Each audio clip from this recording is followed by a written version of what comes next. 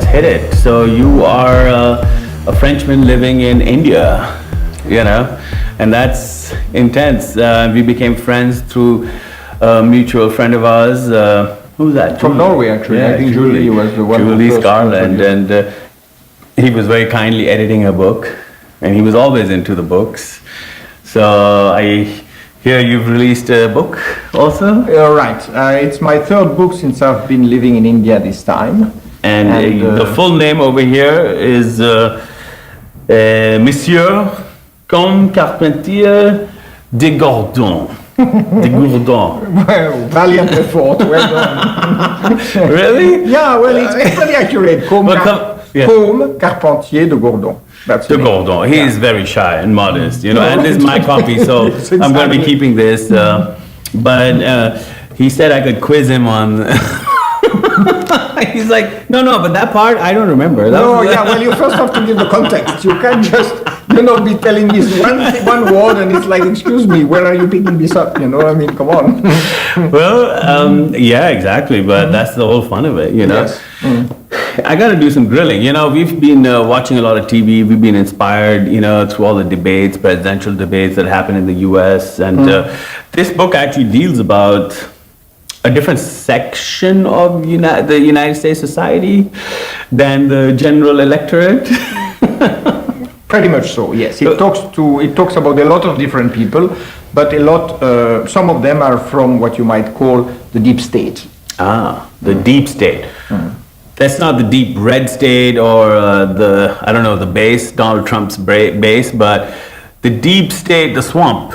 The swamp is what we're talking about here, right? Yeah, I think the swamp includes a lot of elements which are not deep state, but the deep state is really what keeps the country, you might say, together, or at least what keeps the system operating. And the deep state is the military-industrial complex, the very large companies, the people who operate them, the intelligence and security agencies, all that network, which obviously is not made up of mostly elected officials, but rather it's a co-opted system.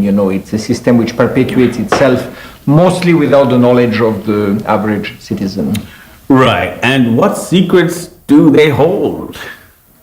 A lot, obviously. And the book doesn't even claim to look into all things. It provides some insights into things that were of particular interest to me and which I was fortunate enough to find out more about. Beginning, for example, with the way the deep state operates, both at home and abroad. Wait, I want to cut in and tell the people that Monsieur Gordon has been was living in the United States for 8 years since 1983. So he has a bit of a historical perspective. Right. And I mean, where were you born first? I was born to Canary Islands. Oh my God. Las Palmas. Yeah, he was friends with Franco, weren't you? Well, I must say my parents were living in Spain, and I was in Spain until the age of 14, so I was very much brought up in Franco's Spain, Yeah, there was, General Franco, orchestrated the rebellion, the Republican strike against the Republicans were the right he actually rose against the Republic, which was becoming more and more communist. Right. And he, of course, created, basically he brought back the monarchy, but he proclaimed himself regent. And as long as he was alive, he kept power, and then he passed on power to the king, because his own personal belief system was monarchical, and so he felt that the monarchy had been overthrown illegally and that the republic was becoming a Soviet republic, so that's why he rose in, like much of the army did at the time. Basically, right wing versus left wing, what we see across the world right now, the right versus the left in, be it Brexit, be it Donald Trump, be it the Austrian elections or Merkel's inability to form a government. We're seeing this left and right state, but Monsieur Gordon has been fortunate to see the deep state, which is neither left wing or right wing, but concerned with keeping secrets of UFOs, aliens, first contact. Were there any conspiracy theories? The deep state probably doesn't give access to the presidents. I think Hillary Clinton also claimed that she would reveal the UFOs, and even Trump was trying to get into the conspiracy theories with the JFK papers, and he's like, I'll release everything. And I think they did, but a lot of it was redacted. But I thought we found no conspiracies so far. So what's your take on that? Quite a few papers were not released, period. But whatever they released doesn't say much one way or another. But I think the conspiracy has been established right from the days of the Warren Commission. If you look at the way in which, if you read books like Jim Garrison's Heritage of Stones, you will see that it was very clear that a number of people were involved, going all the way up to Vice President Johnson, and that Kennedy had become very inconvenient to a number of people, and he had to go. Yeah, I mean, that whole story is by itself something else, but considering that we have WikiLeaks now, considering that Edward Snowden, and all these whistleblowers, and it seems that America can't keep any secrets. No, I think lots of secrets are kept. You see, there are so many levels that people can get to certain levels and disclose certain things. But they themselves, at least Snowden, has said that he wouldn't like to do anything which would be truly harmful to the security of the country. Is it harmful to the United States? Well, that's a matter of appreciation. For example, if there has been an element in the deep state which has operated completely in violation of the Constitution, by killing a number of people both at home and abroad, probably that is not in favor of the system and could lead to a lot of problems for the people who were responsible for such actions. In the case of UFOs, it's a very interesting issue because you may know, and this is what the book also discusses among many other topics, in 1953 the CIA appointed a commission which was called actually, it was headed by a very high level scientist, and they prepared a report which was called the Durant Report. And the Durant Report basically said, and it's available for now, you can read it, that they should just not talk about UFOs in public, and if they did, it should always be in a sort of sarcastic and derogatory manner. They should never let people believe that it was truly a serious subject, because they were afraid of public panic. They felt that it could... Right. An old fear of governments to upset the apple cart. Right, especially religions, but also public order, basically feeling that people might not be obedient if they realized there was something much more powerful than state authority, for example. Now, but you've written this book with a lot of first person I see in here. Right. I. Yeah. So that's very confident. That's you getting into the picture, that's you investigating yourself. Yeah, because you see, I have a lot of memories and some notes, and quite a lot of notes from those meetings. So naturally, you really want to use the testimonies you got.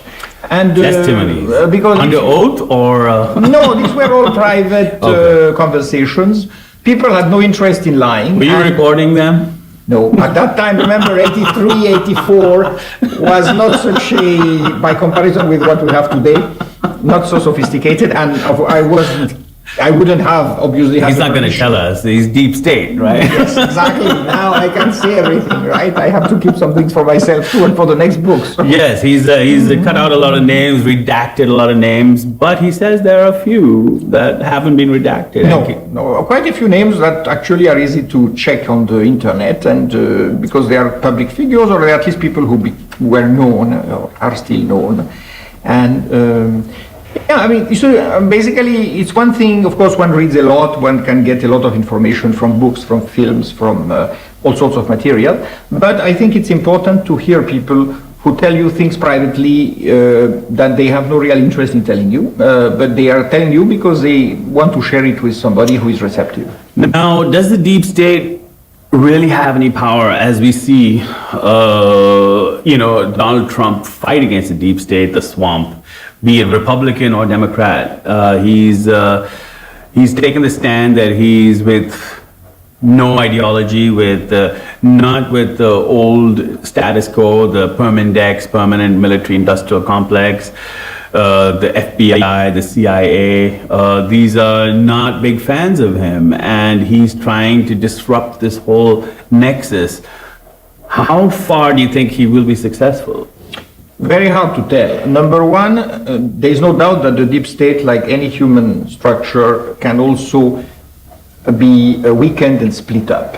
And in the case of what we're living today shows that there is also a split within the deep state, between factions of the deep state. And clearly, some of those factions are more or less in agreement with Donald Trump. They feel that what he's doing has to be done. You know, the military in particular. He has got a lot of support in the military. So you mean the deep state is in trouble?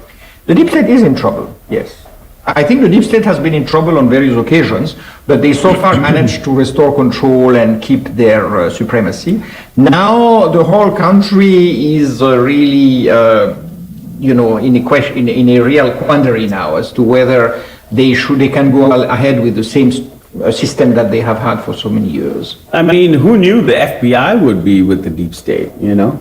Well, I think that was pretty obvious. When I was in the US, and this is 83, I was told that the FBI was basically a political police and that it was run by J. Edgar Hoover as a system to actually blackmail, attack, and undermine any opposition. And in the end, it becomes his personal police. I mean, we grew up with the impression that the FBI was the premier, crime-fighting force. FBI is top 10, FBI is wanted, and we usually saw it as something very apolitical versus, we're filming in India. Here, corruption is endemic. The CBI, I think, which is the counterpart of the FBI, was known to be politically motivated, either by one political party against the other. And we saw that happen quite often. But this is the first time that we are seeing evidence from the memos that the FBI was actually involved against one candidate. Of course. But I don't think that's the first time. I mean, this is just now very obvious and it's been made public. But this has been going on for a very long time. I mean, let's face it, the US has been an empire for almost a century now, or at least 70 years. And an empire has to have a means of protecting itself and expanding its power. And we have seen time and again how very quiet or not so quiet interventions were made. There are so many things that are now obvious. For example, the CIA is supposed to operate only abroad. But now we know that for many years the CIA has been very closely monitoring and interfering with the political system. Oh. Well, I mean, the JFK papers was all about the CIA interfering there because of, I think, Kennedy was against the Cuban Missile Crisis, and he didn't handle it the way the deep state wanted it. But that was right after World War II, which was a huge military industrial complex buildup. And I think that as the Second World War waned, we saw its power diminish, though the Cold War ignited. And I think then, of course, it rose, I think, to JFK levels where they could even take out a president, Right, yeah. And leading to the Vietnam War. But after that, I think it's been this smart warfare, where these old industrial complex things have gone down. So the deep state, I think personally, is in deep trouble. But of course, as Donald Trump keeps saying, that they're still out there. Now, I don't know if he's doing it politically or he can actually defeat them. But I think there's a lot of politics involved also. And the Democrat Party, do you think the Democrat Party is deep state? Well, the Democratic National Convention or Committee, definitely. They were known to eliminate any candidate that they didn't approve of, latest instance being Bernie Sanders. And they became very closely associated with the Clinton family, the Clinton couple. Right. And then the Clintons and the DNC together decided that, Hillary didn't particularly like it, but she had to let Obama become the candidate in 2004, right? 2008, sorry. And then eventually she agreed to wait for her turn. That's when she was made Secretary of State and made huge amounts of money. And of course, she thought that the throne was lawfully hers last year, Right. and then things didn't happen as they planned. Yeah, the Hillary Clinton saga. And so I obviously noticed that you made a special emphasis on conspiracy theory topics of eugenics and depopulation and UFOs, starting out from Hitler and the Germans, but eugenics, I feel, was an American thing, right? It was originally started under the umbrella of the Rockefellers, yes. The concept of eugenics was very largely supported by American ruling circles. And of course, there were European scientists working on that as well. But there was a sort of a consensus in the 1920s, 30s that you had to protect racial purity and improve the stock and things like that. Well, I think the European scientists trying to improve our livestock, dogs, crops, food we ate, and I think they crossed the line and went into human beings also. Like, why not get the best human product? I think they maybe had the right intentions. Well, you see, it's always the issue of what reference you have as a moral code.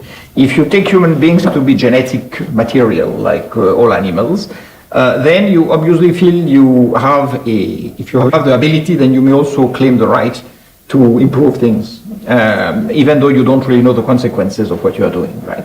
But if you adhere to the spiritual codes that most civilizations have inherited, then you know that you have to be very careful, because we obviously now talk continuously about the issue of human rights and who has the right to tamper with somebody else's life because you feel that he may not be genetically suitable.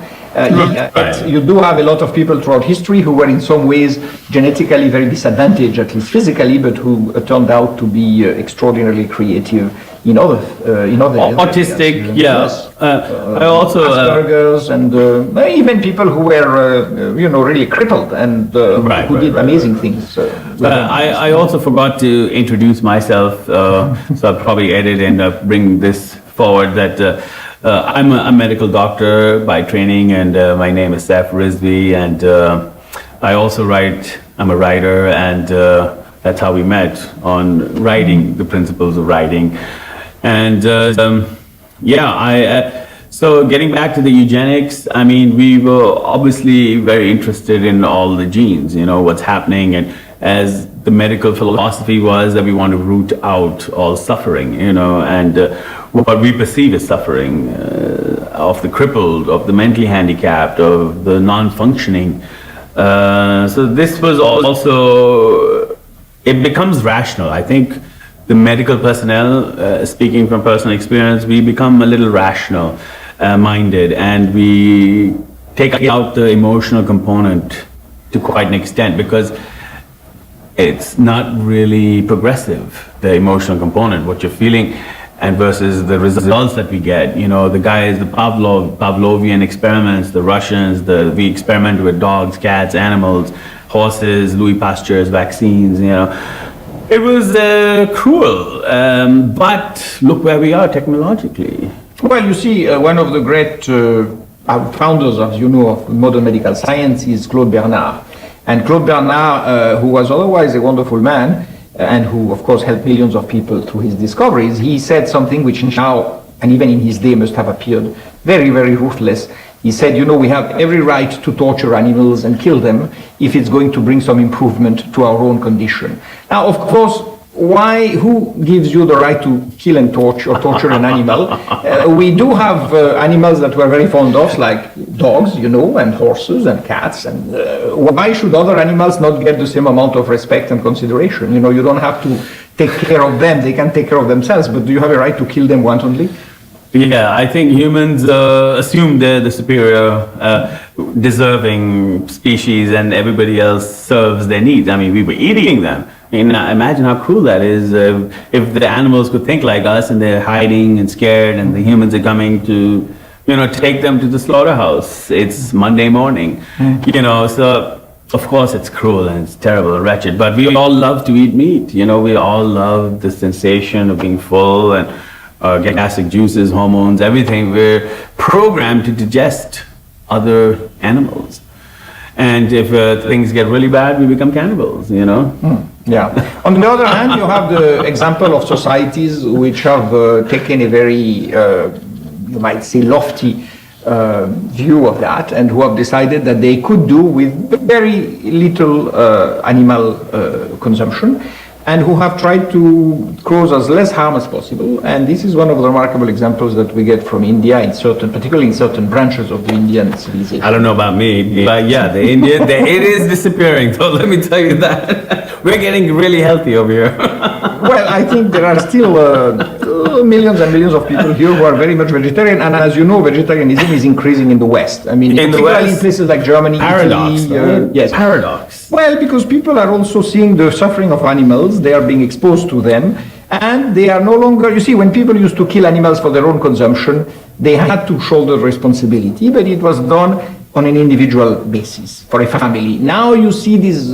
huge, slaughterhouses where millions of animals are massacred in a very, very cold and brutal and. But I also see it as an offshoot of liberalism, of the individuality, of individualism, individual choices versus the patriarchal society was what gets cooked in the house, gets eaten by the family. Yeah. Now as we see the nuclear families and splitting up and the liberals and new sexual identities and new taste, veganism and all sorts of new human ways to live. Yeah, and also we are getting more choices because there was a time if you lived in a particular area, there was a certain choice of things to be eaten, but not that many, so you had to go with the local food.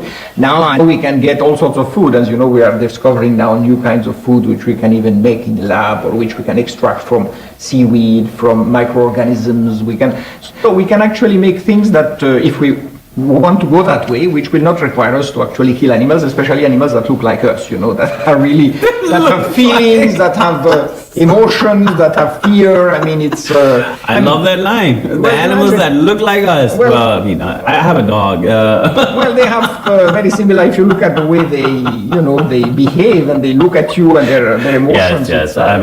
Not much difference in that sense of empathizing, yes. But you are also interested in transhumanism.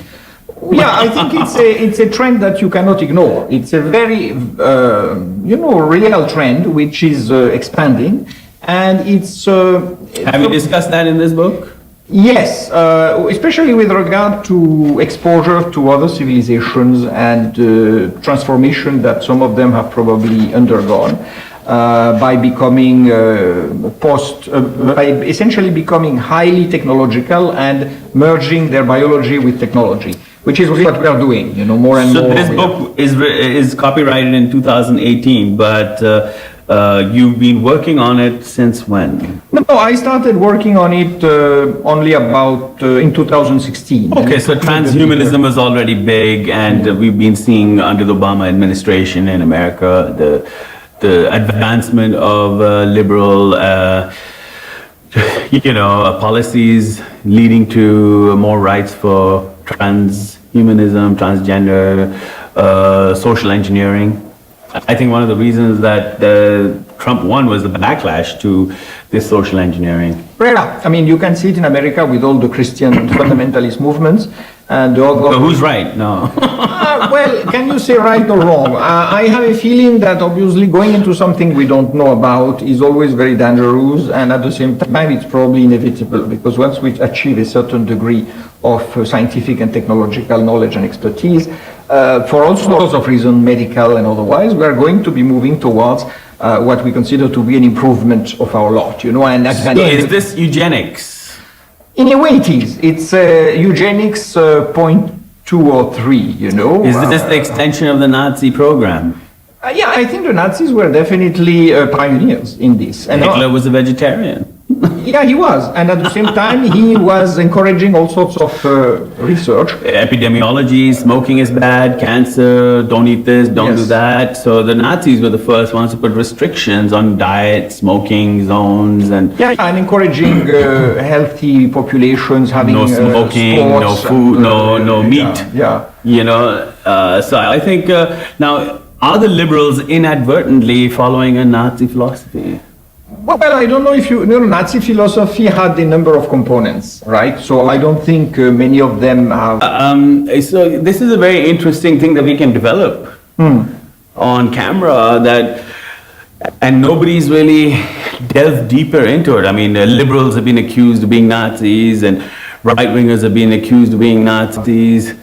Who is the real Nazi here? You know, like when it comes to our food, when it comes to our ways of Control of the behavior. population and control of all your actions, which is becoming increasingly pervasive, because now we know that Facebook and others, you know, they are really watching us 24 hours now, and it's going to get more and more intense, because now more and more people are wearing those watches which can be monitored by satellite. So people can, and you know, I sent you a few days ago that speech by Yuval Harari, the author of Homo Deus, at Davos, and he was talking about the ability to hack brains, minds, and bodies. Which I is wonder what Trump thought of that.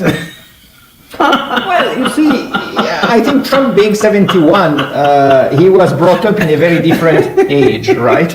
So I think he's himself an avid conspiracy theorist, which is what made him so unpopular in certain Well, yeah, the sectors. birther movement, you know, he got Obama, he gave him a hard time since 2008. You know? Yeah, but I think he has also been reading, he himself says it, he has been reading a lot of very, you know, you might almost say, subversive information on the web, and he's... Subversive. Well, subversive in the sense undermining the very structure of the U.S. state, and talking about all, like 911, you know, being done by the U.S. deep state. Right. He said so. He said, I want an investigation because I believe some of our people were involved. Of course, now he's not saying that so far.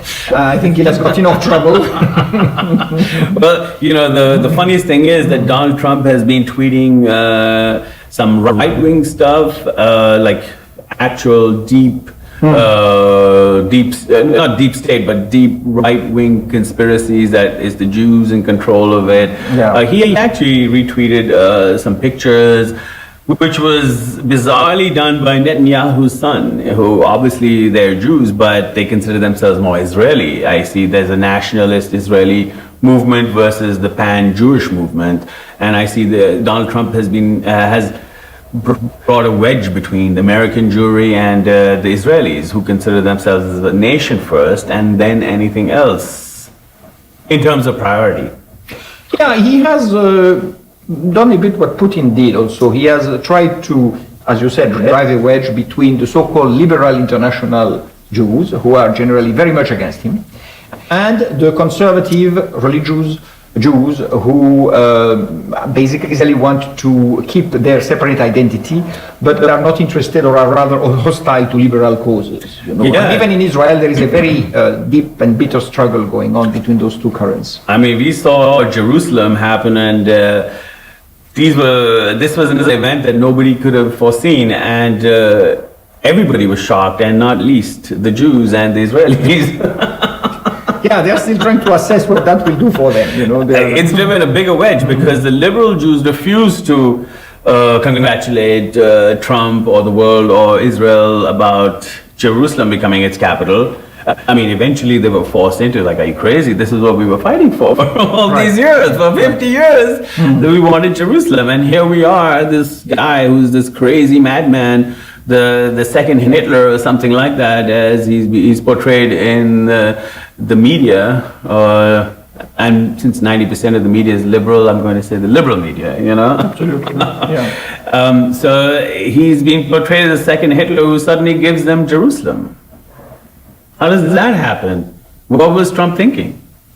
I think he's fulfilling a promise that he made to both his Jewish and his Christian evangelical electorate. You know, these are the people who really want Jerusalem to be the capital because they believe the second coming is about to happen, and for it to happen, Jerusalem has to be returned to the Kingdom of Israel. So he's being logical with them, even though he's also, of course, putting himself and them into a hot soup because he's challenging the Muslim world in general, and as we know, most nations went against that decision at the United Nations. So he's picking another fight, essentially, with a lot of people both at home and abroad. And as you can tell, the discourse in papers like The Forward is like, this is not the kind of present that Israel should accept from Trump. Because, if somebody else has done double-edged sword. Right. I mean, they say first you must have an agreement with the Palestinians, and then you can, but doing this first is basically wrong, because it's putting us on a collision course, which collision course, they're already on a collision course anyway, but it's just how fast they're getting into it. Yeah, it's bizarre how the world is changing, but I did expect some more evidence to come out for UFOs and,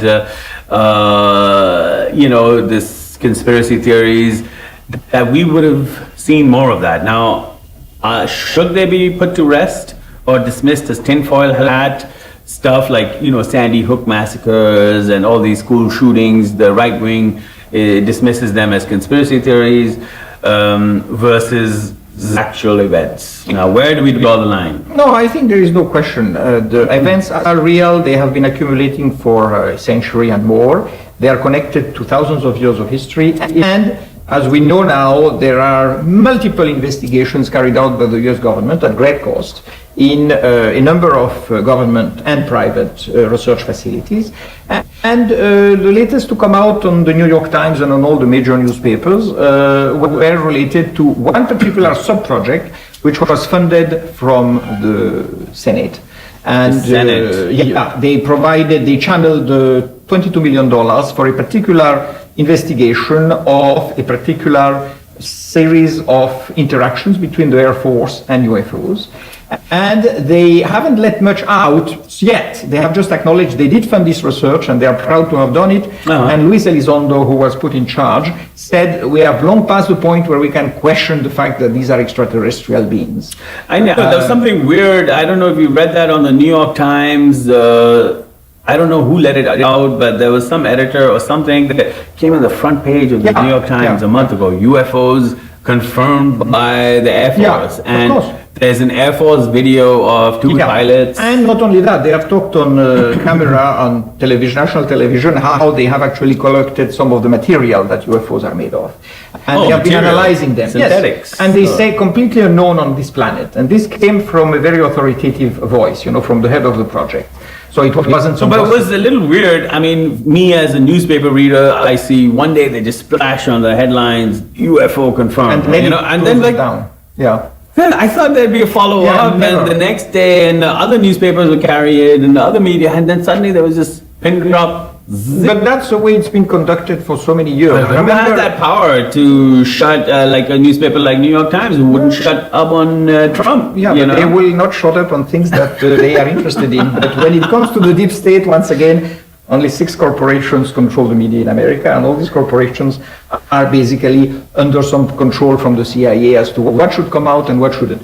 Now, over the years, many times they have come up with these revelations, and then there was complete silence. So basically there was an attempt to accustom people without getting them into a state of hysteria. So basically you let something out. When I lived in America, and this has happened, I'm talking about back from the 60s, they would get a lot of people together in a room, and people randomly chosen, and some military officer would walk up on the days and say, now you people, we're going to show you some pictures of UFOs, and we want you to know that there are extraterrestrials here and we are dealing with them. How do you react to that?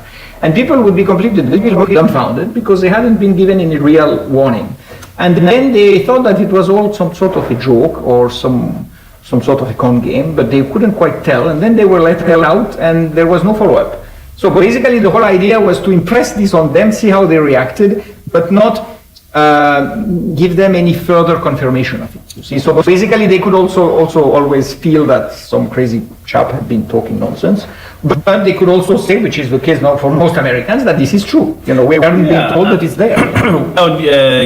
Not just YouTube, but so many. There have been anecdotal reports of so many Americans who work in the Air Force, and I mean lower ranks, not the generals, but the captains and the majors. No, not only that, there have been generals speaking. In fact, in this book, quite a few generals speak. Oh. And no, people at the level of National Security Council and saying a lot more, talking about what they have developed from UFO technology, in a sense how they got certain equipment that they were able to use for reverse engineering, and also how they have been having contacts with some of them and how they were given information. They were basically given knowledge. So a lot of the knowledge that we are witnessing now coming on the scene in the form of technologies was probably handed down, and assimilated and transformed to suit our own needs. Mm-hmm. Yeah, it's bizarre, and I think there's a certain bit of IQ required to comprehend all this data and to put it and somehow live your normal life. Well, I think you need to get used to it gradually to realize that the world is stranger than you was told it was. It's hard enough to live, right? Yeah, of course. And most people don't want to hear about it, And to think about conspiracy that they're out there, and it's just like overload for 95% of the population. Correct. In fact, when this book was released, we had a few people from the national intelligence community here, military and civilian, and one of them, when he walked out, he said, it's very interesting, but at the end he said, very interesting, but I have so much to deal with here that to have to take into account this new stuff is just beyond me, I don't know what to do about it. It's a very third world approach. Hey, us third worlders are having a tough time here. Well, of course, but then again, you still remember, even in advanced countries, people will tell you the same thing. Why do we worry about that? We have so many problems on this planet, so let's look at human problems. Yeah, I think people tend to dismiss it to quite an extent, but even just esoteric knowledge. And, of course. A lot of things that are not understood, that are not explainable, are considered by definition.